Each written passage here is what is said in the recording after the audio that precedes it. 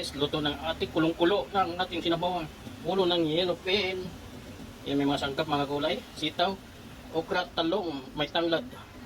Yan, kung sinong gustong matuto at malaman kung paano lutuin ito sa mga hindi interesado at marunong na, pwede nyo i-skip ang aking video.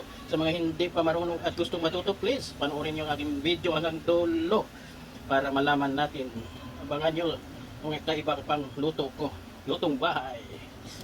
Yes! Dito tayo sinabawang yellow pin. Ayan. Tanglad. Siling green. Ayan. Okra. Lagyan na natin yung okra. Halo na natin. May talong. Ayan. May talong tayo. Ayan. Mayroon tayong sitaw. Okay. Ayan. Lagyan na natin ang kamatis. Ayan. Kamatis. Ayan. North slim. Ayan. Lalagyan natin ng konting paminta. Ayan. Paminta. Luya. Ayan. Ayan. Lagyan natin yung luya. At saka sibuyas. Ayan. Halo-halo na yan. Takpan na natin at masala. Yes, salangan natin. Hintayin lang natin kumulo. Ayan.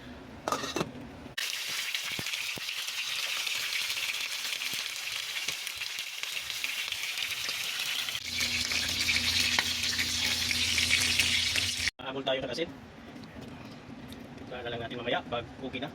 Tignan natin mamaya kung okay. Yan na, bumangon na. Nangamoy na ang aroma ng ating tanglad. Ayan.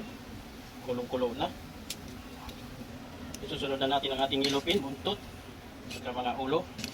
Nagtaka kayo bakit ganyan ito. Sa akin lang, optional lang. Pag kayo pwede rin hindi na prituhin. Sa akin, piniprito ko para mawala ang lasa.